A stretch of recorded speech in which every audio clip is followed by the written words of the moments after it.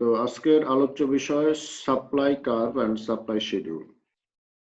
Like as demand, সাপ্লাইও আমরা সাপ্লাইয়ের বেশ কিছু ডিটারমিনেন্ট আছে। সাপ্লাই হলো একজন বিক্রেতা কোনো নির্দিষ্ট দামে যে পরিমাণ প্রোডাক্ট সেল করার জন্য রেডি থাকে ওই পরিমাণকে ওই প্রোডাক্টের সাপ্লাই বলে। তো সাপ্লাইয়ের কিছু ডিটারমিনেন্ট আছে, লাইক আপনার ডিমান্ডের যেমন কিছু ডিটারমিনেন্ট ছিল, সাপ্লাইয়েরও মোটামুটি একই ধরনের ডিটারমিনেন্ট গুলি সাপ্লাইও প্রভাব সৃষ্টি করে। যেমন প্রাইস সাপ্লাইয়ের ক্ষেত্রে মেইন ডিটারমিনেন্ট হিসেবে কাজ করে। প্রাইস যদি বাড়ে তাহলে সাপ্লায়ার চেষ্টা করে বেশি সেল করার, মানে সাপ্লাই বাড়িয়ে দেওয়ার চেষ্টা করে। কারণ কি? কারণ হচ্ছে প্রাইস যদি বাড়ে, সে যদি বেশি সেল করতে পারে তাহলে তার বেশি প্রফিট হবে, স্বাভাবিক। তাহলে আমরা বুঝতে পারলাম যে প্রাইসের সাথে সাপ্লাইয়ের একটা পজিটিভ রিলেশন। প্রাইস বাড়লে সাপ্লাই বাড়ে, প্রাইস কমলে সাপ্লাই কমে। এরপর কস্টের সাথে সাপ্লাইয়ের একটা কি রিলেশন? Negative relation. কারণ হচ্ছে কস্ট যদি বেড়ে যায়, মানে আপনার প্রোডাকশন কস্ট যদি বাড়ে কিন্তু আপনার সেলস প্রাইস যদি আপনি না বাড়ান তাহলে কি হবে? তাহলে আপনার ওই যে প্রফিট মার্জিনটা কম হয়ে যাবে। সো যেহেতু প্রফিট কম হবে আপনার প্রোডাকশন কস্ট বেড়ে গেলে, সো আপনি সাপ্লাই তখন কম দিবেন, কম বিক্রি করার চেষ্টা করবেন। তাহলে কস্টের সাথে নেগেটিভ রিলেশন। এরপর প্রাইস অফ রিলেটেড প্রোডাক্টের সাথেও সাপ্লাইয়ের সম্পর্ক আছে। যদি রিলেটেড প্রোডাক্টের দাম বেড়ে যায় তাহলে কি হবে? যে প্রোডাক্টের দাম বেড়ে গেল সেটার অল্টারনেটিভ প্রোডাক্টের সাপ্লাই কমে যাবে। কারণ কি? যেমন চায়ের দাম বেড়ে গেল, আপনার কাছে যদি আগেই কেনা চা থাকে তাহলে আপনি চা বেশি বিক্রি করার চেষ্টা করবেন, কফি কম বিক্রি করবেন। তাহলে দেখা যাচ্ছে চায়ের দাম যদি বেড়ে যায় আপনি চার সাপ্লাই বাড়িয়ে দিলেন, কফির সাপ্লাই কমে দিলেন। এখানে কফির দাম চেঞ্জ না হওয়ার পরও কফির সাপ্লাই চেঞ্জ হয়েছে। তাহলে আমরা দেখতে পেলাম যে সাপ্লাইয়ের ক্ষেত্রে বেশ কিছু ডিটারমিনেন্ট কাজ করে। তো এখানে ল অফ সাপ্লাই তখনই কার্যকর হবে যখন কোনো স্পেসিফিক ডিটারমিনেন্টের প্রভাব আমরা বের করার জন্য বা বের করতে চাইলে অন্যান্য ডিটারমিনেন্টগুলি কনস্ট্যান্ট ধরতে হবে, ওই ডিমান্ড ফাংশনের মতোই। আপনি যদি প্রাইসের সাথে সাপ্লাইয়ের রিলেশন খুঁজতে চান, এবং আমরা আগে বলেছি যে প্রাইসের সাথে সাপ্লাইয়ের পজিটিভ রিলেশনশিপ, প্রাইস বাড়লে সাপ্লাই বাড়বে, প্রাইস কমলে সাপ্লাই কমবে। এই লটা তখনই কার্যকর হবে যখন অন্যান্য ডিটারমিনেন্ট গুলি কনস্ট্যান্ট থাকবে, যেমন অন্যান্য determinant cost, price of related product, etcetera etcetera. আবার আপনি যদি রিলেটেড প্রোডাক্টের সাথে কোনো একটা প্রোডাক্টের সাপ্লাইয়ের সম্পর্ক খুঁজতে চান তাহলে সেক্ষেত্রে আপনার এই যে প্রাইস কস্ট এগুলি কনস্ট্যান্ট ধরতে হবে। যাই হোক, আমরা মেইন ডিটারমিনেন্টটা নিয়ে আলোচনা করব। মেইন ডিটারমিনেন্ট হচ্ছে ওন প্রাইস। ঠিক আছে? আচ্ছা, তো সাপ্লাই কার্ভ হচ্ছে বা ল অফ সাপ্লাই হচ্ছে, it shows the relationship between price and quantity supplied. সাপ্লাইয়ের সাথে প্রাইসের সম্পর্ক দেখায়। If price rises, supply rises. If price falls, supply falls. when other determinants remain constant. এটাই হচ্ছে ল অফ সাপ্লাই। তো ল অফ সাপ্লাইকে যদি আমরা শিডিউল আকারে দেখাই তাহলে এরকম একটা শিডিউল পাবো। দেখা যাচ্ছে আমরা প্রাইস বাড়াচ্ছি, আমাদের সাপ্লাইও বাড়তেছে। আমরা যদি গ্রাফিক্যালি এটা প্রেজেন্ট করি তাহলে দেখতে পাবো supply curve is upward sloping.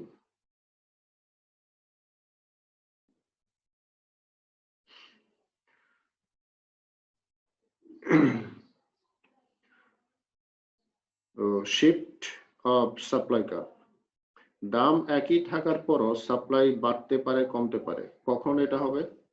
এটা হবে যখন অন্যান্য ডিটারমিনেন্ট গুলি কি হবে, অ্যাক্টিভ থাকবে বা অন্যান্য ডিটারমিনেন্ট গুলির প্রভাব সাপ্লাইয়ের উপর পড়বে। তখন দাম চেঞ্জ না হইলেও সাপ্লাই চেঞ্জ হইতে পারে।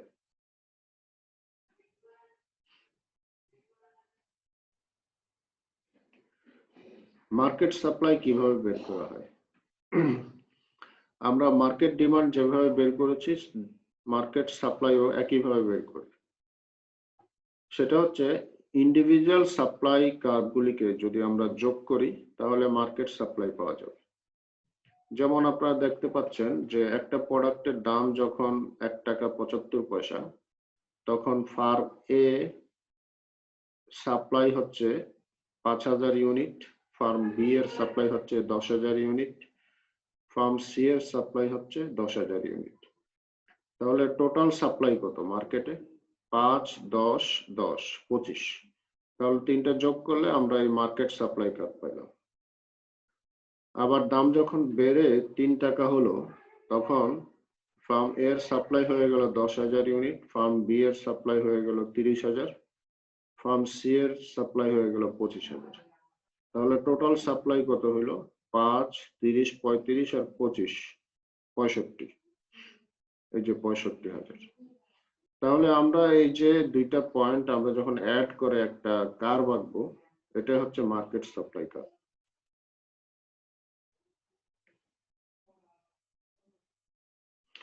এখন আসেন মার্কেট ইকুইলিব্রিয়াম। তো প্রশ্ন হচ্ছে দাম বাড়লে ডিমান্ড কমে আর দাম কমলে ডিমান্ড বাড়ে, আর সাপ্লাইয়ের ক্ষেত্রে অপোজিট, দাম বাড়লে সাপ্লাই বাড়ে, দাম কমলে সাপ্লাই কমে। তাহলে এই দুইটা তো একটা অপোজিট রিলেশন, মানে একটা ল এর অপোজিট আর একটা ল, কিন্তু অ্যাকচুয়ালি প্রোডাক্ট তো একটাই বা সেম প্রোডাক্টের উপর এই লটা কার্যকর। তাহলে মার্কেটে কি পরিমাণ সেল হবে একটা প্রোডাক্টের, এটা ডিপেন্ড করবে ইকুইলিব্রিয়াম কোয়ান্টিটি এবং ইকুইলিব্রিয়াম প্রাইসের উপর। তাহলে an equilibrium is the condition that exists when quantity supplied and quantity demanded are equal. তো মার্কেট, এই যে নীল কার্ভটা হচ্ছে আমাদের ডিমান্ড কার্ভ এবং রেড লাইনটা হচ্ছে আমাদের সাপ্লাই কার্ভ। আর এই যে যেই পয়েন্টে এই দুইটা কার্ভ ইন্টারসেক্ট করেছে এটা হচ্ছে ইকুইলিব্রিয়াম পয়েন্ট। তো মার্কেটে সবসময় এই ইকুইলিব্রিয়াম পয়েন্টে কোন একটা প্রোডাক্টের দাম এবং কোয়ান্টিটি অবস্থান করবে। যদি কোনো কারণে এর চাইতে দাম বেড়ে যায় এবং এই ইকুইলিব্রিয়াম পয়েন্টের চাইতে দাম কমে যায় তাহলে ওই সিচুয়েশনটা হবে সাময়িক। অটোমেটিক্যালি মার্কেট তার ইকুইলিব্রিয়াম পয়েন্টে কি আসবে, চলে আসবে ধীরে ধীরে।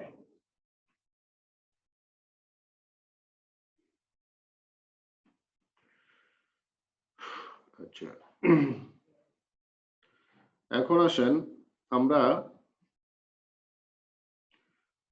একটা এক্সাম্পলের মাধ্যমে এটা দেখাই।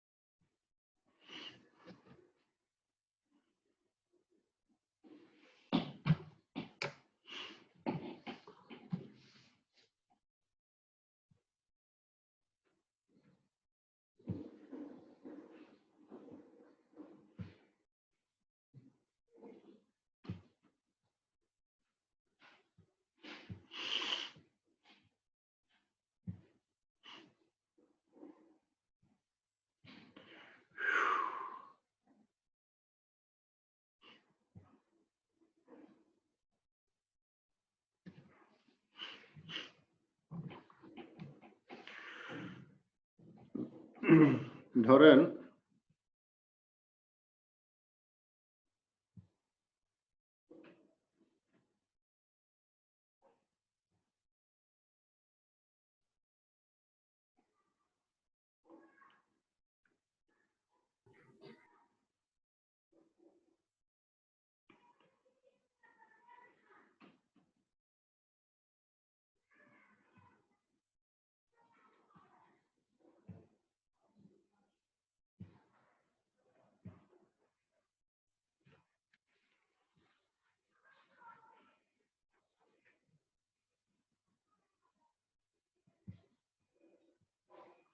আপনারা হোয়াইট বোর্ড দেখতে পাচ্ছেন? জি স্যার।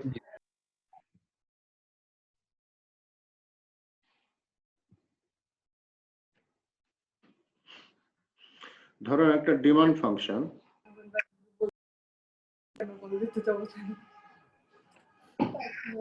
ঠিক আছে? এই কথা শোনা যায় কার কাছ থেকে?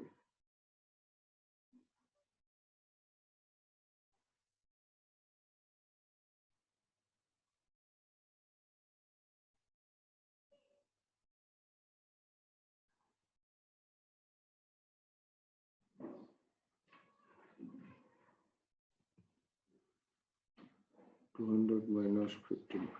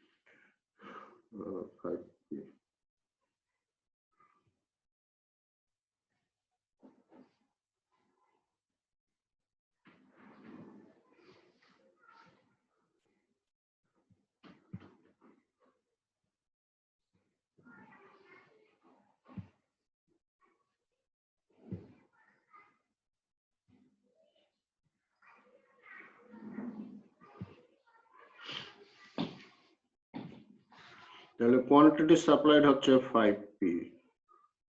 আচ্ছা, এখন আমাদেরকে এই যে প্রথম যে ইকুয়েশনটা, এটা হচ্ছে quantity of demand function 200 minus 15p। এই যে মাইনাস 15p, এটার মাধ্যমে দেখা যাচ্ছে যে এই প্রাইসের সাথে পি মানে প্রাইস আর কিউডি মানে হচ্ছে কোয়ান্টিটি অফ ডিমান্ড। তো প্রাইসের সাথে ডিমান্ডের নেগেটিভ রিলেশন। প্রাইস যদি আমরা বাড়াইতে থাকি, ডিমান্ড কমতে থাকবে, আর প্রাইস যদি কমাইতে থাকি, ডিমান্ড বাড়তে থাকবে। আর সাপ্লাইয়ের ক্ষেত্রে অপোজিট, পির মান আমরা যতই বাড়াবো, সাপ্লাইয়ের পরিমাণ বাড়তে থাকবে। তো এই দুইটা হচ্ছে, এটা হচ্ছে ডিমান্ড ফাংশন, আর ডান পাশেরটা হচ্ছে সাপ্লাই ফাংশন। তো এটাকে আমরা বলা হলো question, requirement.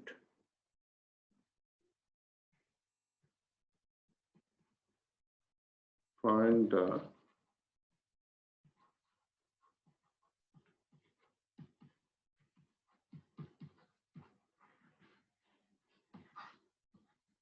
quantity and price. এখন মার্কেটের quantity of equilibrium, quantity and price বের করতে বলছে। তো আমরা জানি যে ওই যে at equilibrium point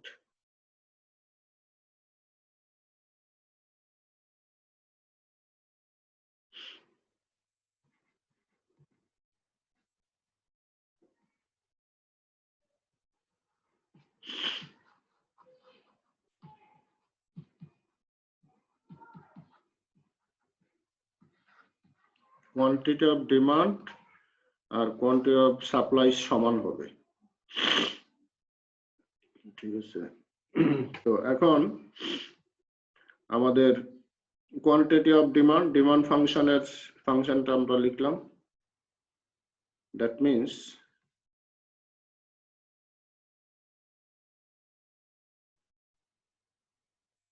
200 minus 15p equal to 5p. এখান থেকে আমরা p এর সমাধান বের করব।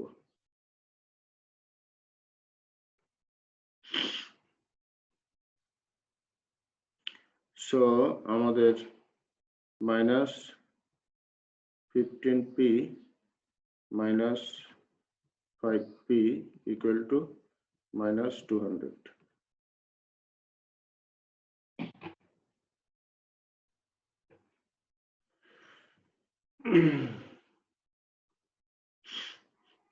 তাহলে কি হলো 20 p equal to 200.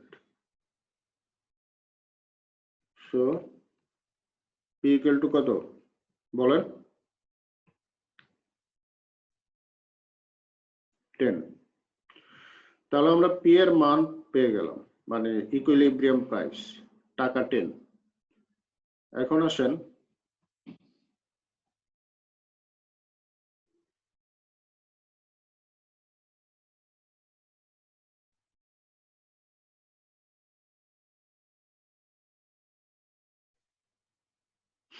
এর পরের স্টেপ কি? তাহলে আমরা পি এর মান বের করলাম, এর পরের স্টেপ হচ্ছে আমাদের কোয়ান্টিটি বের করা, তাই তো? তখন এখন এই পি এর মানটা আমরা যে কোনো একটা ফাংশনে বসাবো। তো আমরা ধরেন ডিমান্ডের কোয়ান্টিটি জানতে চাই, for example. So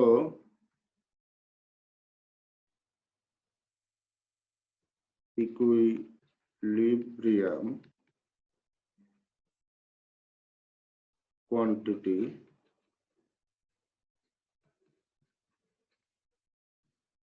of demand equal to,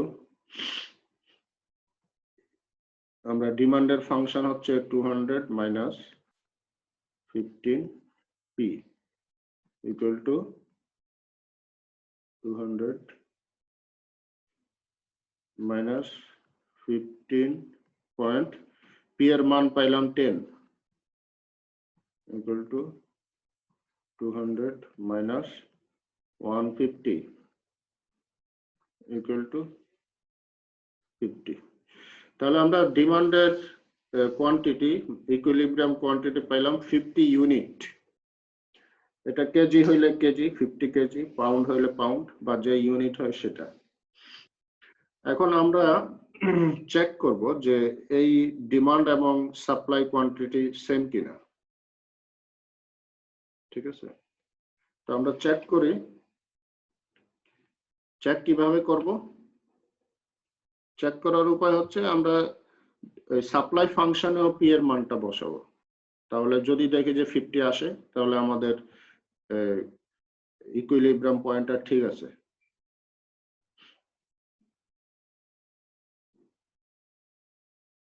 now actually একই আসবে, তারপর আমরা চেক করছি।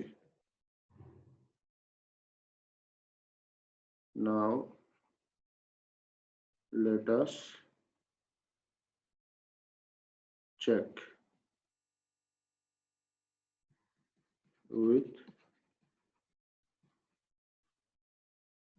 supply function.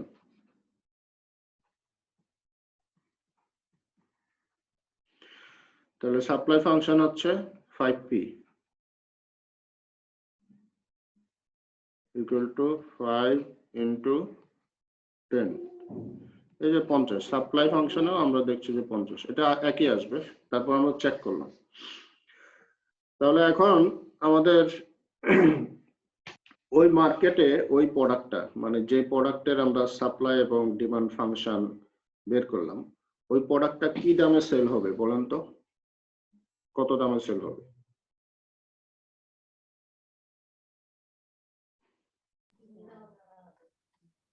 সে 50 বা তার চেয়ে বেশি। কি বলতেছেন? আমরা পি বের করলাম, পি মানে প্রাইস, 10 টাকা দামে বিক্রি হবে। আমরা তো ইকুইলিব্রিয়াম পয়েন্ট বের করলাম, ঠিক আছে? এখন আবার যদি কোশ্চেন করি যে ওই মার্কেটে ওই প্রোডাক্টটা কি পরিমাণ বিক্রি হবে, মানে কত কেজি বা কত মন, বলেন তো?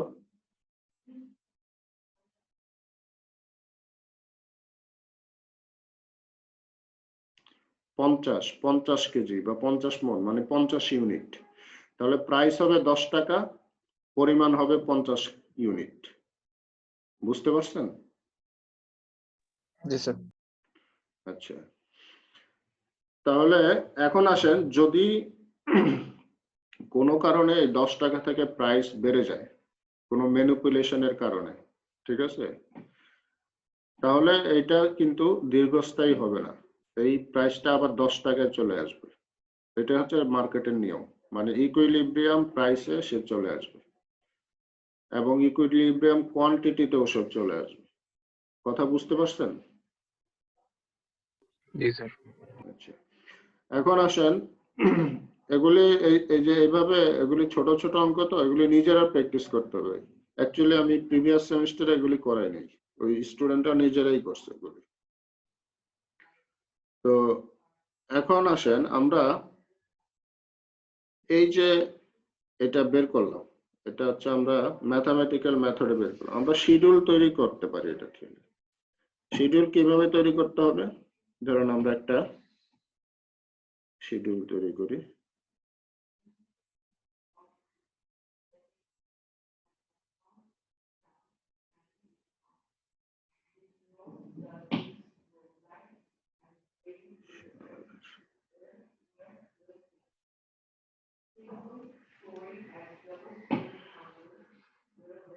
এটা হচ্ছে প্রাইস,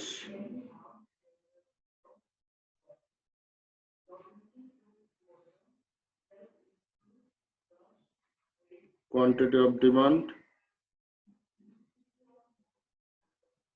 কোয়ান্টিটি অফ সাপ্লাই। আচ্ছা, তো প্রাইস যখন আমাদের ধরেন, আমরা কয়েকটা প্রাইস ধরি, ধরেন প্রাইস যখন 1 টাকা, তখন ডিমান্ড কত হবে বলেন তো?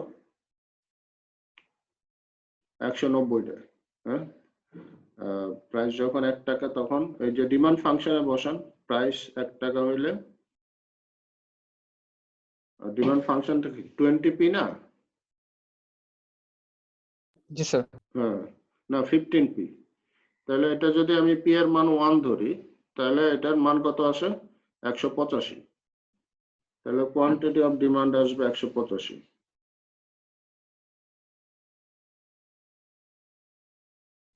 আর কোয়ান্টিটি অফ সাপ্লাই 5 × 1 5। ঠিক আছে, এরপর আপনি আরো কয়েকটা মান বসাইতে পারেন। 3 টাকা, প্রাইস যদি 3 টাকা হয়, তাহলে ডিমান্ড কত হবে? 3×45, তাহলে 155।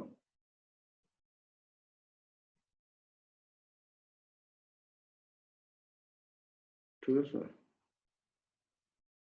এখানে সাপ্লাই কত আসে? 3×5 = 15। আচ্ছা, যাই হোক, সরি, এভাবে আমরা বসাইলাম। আমরা এভাবে বসালে কয়েকটা বসালে 10, যখন 10 বসাবো, তখন কোয়ান্টিটি অফ ডিমান্ড কত হবে? হ্যাঁ, 50 আমরা বের করলাম না, আপনি বসে দেখবেন যে এটা 50 আসবে এবং কোয়ান্টিটি অফ সাপ্লাইও 50 আসবে। এটা হচ্ছে আমাদের ইকুইলিব্রিয়াম। ঠিক আছে, আচ্ছা, এরপরে আপনি আরো বাড়াইতে পারেন, 12 বসাইলেন বা যে কোনো পয়েন্ট বসাইলেন, এখানে আমরা কিছু পেলাম, মান পেলাম।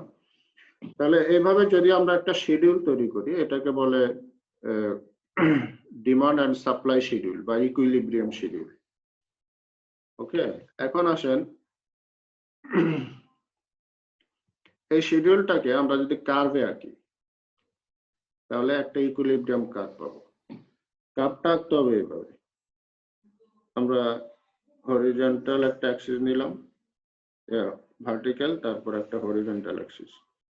এখানে দেখাবো কোয়ান্টিটি, আর এই যে ভার্টিক্যাল অ্যাক্সিস আছে প্রাইস। আমরা এরকম কয়েকটা পয়েন্ট নিলাম।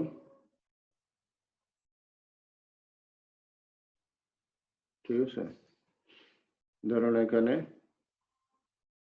2, 4, 6, 8, 10, 12। এখানে ধরেন 10, 20, 30, 40, 50, 60। 10, 20, 30, 40, 50, 60।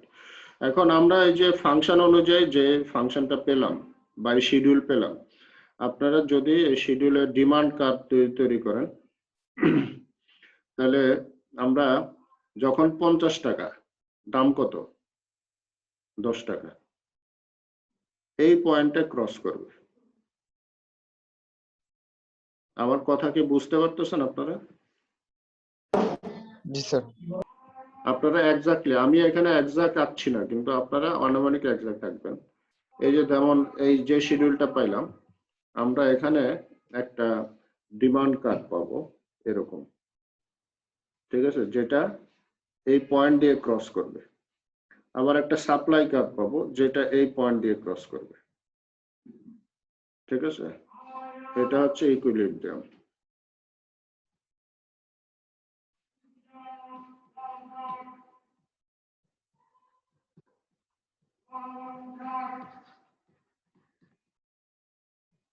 এই তো, আশা করি বুঝতে পারছেন।